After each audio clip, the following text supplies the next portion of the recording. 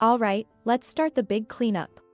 Nodding in agreement with my husband's words, we began our deep cleaning, determined to scrub every corner of our home.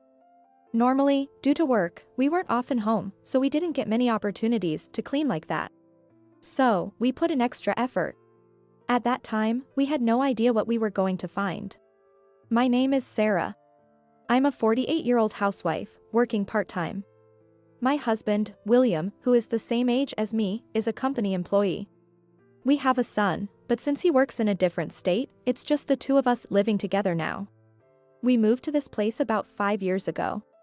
My father-in-law's chronic illness worsened, so my husband suggested we move closer to his parents' home, and we relocated to an apartment nearby. 1 year later, my father-in-law passed away. As there was no reason for us to move again, we continued to live there. My mother-in-law lived alone in the family home, just a 5-minute walk from our apartment. She might have been considered overly attentive, but it seemed more like she enjoyed making others feel indebted to her. My husband said she'd always been like that, but it worsened after my father-in-law's death. She was very needy and adored her son, my husband, so much that she seemed to wish we lived with her. She found me bothersome, but she wouldn't say that to me face to face as she didn't want her son to hate her. She would often do things that no one ever thought of doing. The most surprising thing she'd done so far was when she gave my husband a hand-knitted scarf. It had a big heart and his name embroidered on it. It was quite off-putting. Moreover, she even told him, "Why don't you divorce your inconsiderate wife, who is always busy with her work and neglects housework? You can live with me instead." My husband disliked her condescending attitude and her need for constant gratitude, so he firmly asked her to leave him alone. Things improved a bit after that because she didn't want to upset him. She was annoying me as well. Recently, she brought over a load of vegetables saying, "A friend of a friend gave these to me, so I'm giving them to you." On a closer look, I could tell they were wilted and that some were even starting to go rotten. Even when I tried to decline politely, she retorted, "Are you trying to embarrass me?" These were grown with care by a friend of a friend. It wasn't really an embarrassment since the giver was someone she hardly knew, but she didn't see it that way. She would bring over some kind of stew, saying, "I made this for you." We tried it, but it tasted horrible. I don't know if she made it taste bad on purpose or if it just turned out that way, but regardless, despite her claim of being caring, she ended up being more of a nuisance. I often wondered how we could address her need for validation and approval from others. I'd been very patient as I felt sorry for her losing her husband and being alone, but I was reaching my limit and needed to speak up. A few days later, I talked to my husband about it. "I wish your mother would stop coming over to our place without asking. It's annoying. Especially when she brings the food she made without checking to see if they're okay. Can you please talk to her about it?" My husband, who was often away from home, was surprised. "Oh, really? I thought she always called before coming." The next day, while I was at work, my mother-in-law called me on my phone, which was unusual. Thinking something might have happened, I answered in a hurry. "Sarah, I'm making lasagna today. What time will you be back?" "I'll bring it over," she said, leaving me dumbfounded. No, that wasn't what I meant. My husband must have told his mother about our conversation from the day before. Nobody asked her to check with us before bringing food over. What I wanted to say was that I didn't want her coming over without contacting us first, and that we didn't need any food from her. But surely, my husband also conveyed it in a roundabout way. In a similarly indirect manner, I told her that I would probably have to work late on that day and that I didn't know what time I would be back. I also said to her we had leftovers from the previous day, and that we didn't need any food brought over. But even then, she said, "I'll just leave it at the front door," and hung up, ignoring my refusal. When I got home, there really was a container of lasagna at the front door. I had no idea when she left it there. It was just placed there in the container, raising concerns about hygiene, and I didn't even feel like touching it. I thought I should tell my husband what happened when he came home from work. As soon as my husband returned home, I told him about his mother's visit on that day. To which he replied, "What? I haven't had the chance to talk to her about what we discussed last night. I was planning to have a proper conversation this weekend." I was puzzled, having assumed my husband had already spoken to her. From then on, strange things started to happen. One night, I said to my husband, "Tomorrow, there's a sale at the supermarket. Can we go there together? Then the next day, we ran into my mother-in-law at that supermarket.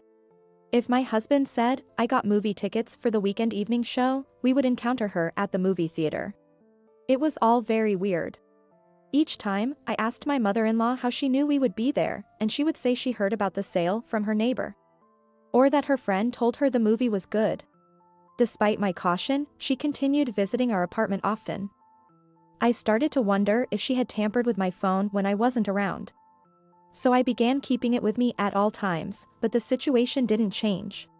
My husband and I discussed how creepy and unsettling it was, but we couldn't figure out how she knew where we were going. Then, on the day we began our big cleaning. Looks like this is the last spot to clean.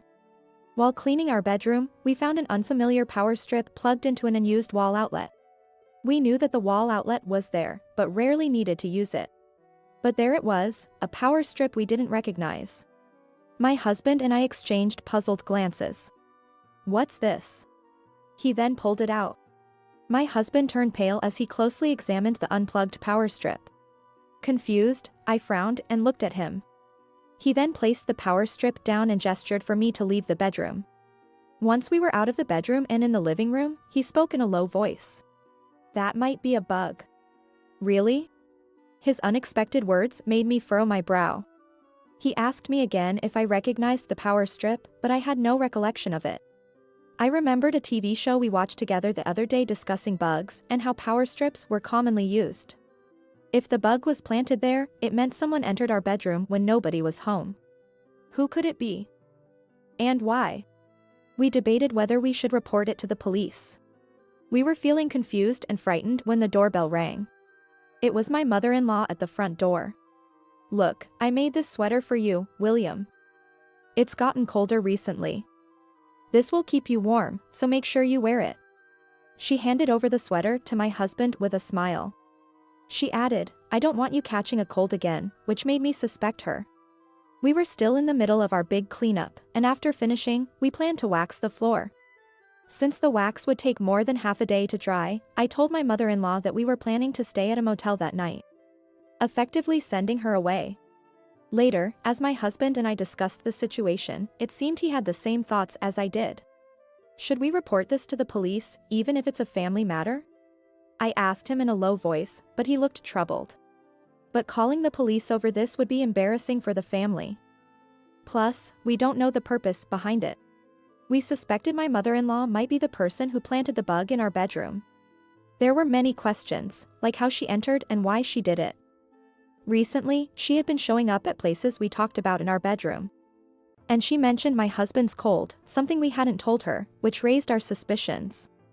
We assumed she was the perpetrator and discussed how to gather evidence before confronting her or calling the police. After much discussion, my husband had an idea and confidently said, "Leave it to me," as he headed to our bedroom. My husband took the bug to another bedroom and plugged it into a wall outlet. He then covered it with a newspaper and pointed a fan at it. I tilted my head, puzzled, but as we left the bedroom, he explained to me. By covering it with a newspaper and directing the wind onto it, the bug would only pick up a rustling sound. If someone was listening in, they would surely think the device was malfunctioning. Indeed, that made sense when he explained it that way. If I thought it was broken, she would either try to retrieve it or to set it up again. Let's see if that'll work for the next few days. My mother-in-law would most likely make up a good excuse to come and visit us, and she might try to sneak into the bedroom without getting caught. If that happened, we could catch her in the act and clarify things once and for all. We planned to observe for a few days, but the incident occurred that very night, which was earlier than expected. Earlier that day, I told my mother-in-law that my husband and I would be staying the night at a motel, but after what we found in our bedroom, we decided not to wax the floor and stayed at home. Then, late at night, I heard the sound of the front door unlocking. My husband and I exchanged surprised looks.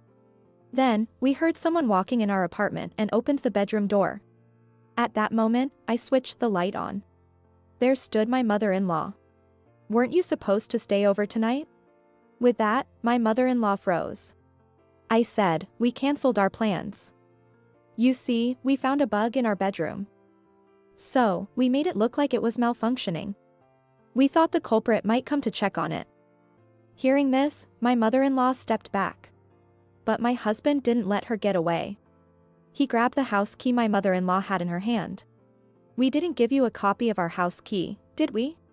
As soon as my husband said that, my mother-in-law turned pale. "I thought you sneaked into the bedroom when you visited us, but did you actually use a spare key to enter and plant the bug while we weren't home?" I glared at my mother-in-law. "What bug are you talking about?" As my mother-in-law was playing dumb, I brought out the bug from the other bedroom and confronted her. We covered it with newspaper and directed a fan at it. If someone was listening, they would have heard rustling noises. "You thought it was broken and came to check, didn't you?" I said sternly, but my mother-in-law just looked away, saying nothing. I was getting increasingly frustrated. It sounds ridiculous, but there are people who bug their daughters-in-law for harassment. Were you trying to find my weaknesses? Or did you just want to know more about William, or perhaps you were missing him? Every time William and I went out, you happened to be there as well. That was because you were listening to our conversations, right? I understand you're lonely since your husband passed away, but this has gone too far. Even then, my mother-in-law wouldn't look at me. I continued. By the way, it's unacceptable to leave food in a plastic container directly on the floor. It's unhygienic and unsafe to eat, and it will end up being thrown away. And please stop bringing over a huge amount of rotting vegetables that we can't even use. My husband, who had been listening, nodded and spoke up. She's right. Showing up at our home unannounced and other places is an invasion of our privacy, and is genuinely concerning, to put it bluntly. This remark seemed to hurt my mother-in-law deeply. She began to sob. "You used to visit us all the time, but ever since your father died, you stopped coming to our house. And the only time you ever contacted me was to say not to bring things over, which was heartbreaking. I just wanted to feel a little more appreciated for bringing things you might need. Yet, recently you haven't even said thank you." She started crying uncontrollably. That didn't make any sense at all, but it seemed she desperately wanted to see her only son William and to be appreciated. Her need for constant validation was overwhelming. I knew there were valid reasons why William valued his father more than his mother. But my mother-in-law seemed to have forgotten or was trying to pretend as if nothing had happened, prompting me to blurt out. "Of course, William loved his father more than you. His father worked hard all his life and took care of the family. Whereas you were hardly ever home, spending money that your husband earned." My mother-in-law had always loved to socialize, often going out and leaving my husband alone at home even when he was little. My father-in-law thought the mother's presence was important in the development of a child and never opted for divorce. My husband had always made it clear he was grateful to his father, but not to his mother. My husband mentioned that his mother also had affairs, but he wasn't sure if his father knew about that. As she got older, with less money to spend after her husband's death and all those men who used to entertain her no longer around, she started to seek attention from her son. After hearing what I said to my mother-in-law, my husband nodded. "That's right, so how can I be grateful to you, Mom?" "Actually, after Dad passed, I wanted to move away. But Sarah said you were getting old and that we should at least check on you occasionally, so we stayed here. Shouldn't you be the one expressing gratitude?" Then my mother-in-law burst into tears again, repeating how lonely she was. Hearing this, I couldn't help but say with a straight face, "Just because you are lonely, that doesn't mean you can commit a crime. Did you really think it was okay for you to break in and plant a bug in our bedroom?" Then my husband said, "It's embarrassing for the family, but maybe we should involve the police. There hasn't even been an apology." Hearing this, my mother-in-law, who had been sobbing, suddenly stopped. "It's not what you think. I didn't mean for it to go this far. I'm sorry. I'll apologize, so please don't make it a big deal by calling the police." The sight was so absurd that I couldn't help but laugh. "What was your intention then? It's not normal to make a spare key to someone else's home without permission, and who thinks of planting bugs? It's downright creepy. Can you promise to have nothing to do with us from now on?" Then my husband ushered my mother-in-law out, saying, "We won't report to the police if you promise that you won't bother us ever again." Afterward, my husband and I discussed and decided to move. Of course, we didn't tell my mother-in-law when and where we were moving. Actually, my husband had been offered a promotion a little while ago, which required us to move to the neighboring state. At first, we were hesitant. But this incident made us decide to accept it. Once my mother-in-law was sure that we weren't going to report her to the police, she came to us with some money, claiming it was for the trouble she had caused, saying, "Let's put this matter to rest." Despite her lack of genuine remorse, we accepted the money but declared our estrangement from her. We got a lawyer to draft the documents, handed them to my mother-in-law, and moved. I heard that my mother-in-law became despondent after we moved, but she brought it upon herself. We were not there to satisfy her need for validation. The new location where my husband was transferred was near the town our son lives, so we got to see him more often. Although I cherish my son, he's an adult now, so I need to set boundaries with him. That actually makes me wonder why my mother-in-law was so obsessed with my husband and tried to interfere in his life. Our son mentioned that he might be getting married, and I am looking forward to hearing more about it. Learning from my mother-in-law, I hope to build a good relationship with my future daughter-in-law.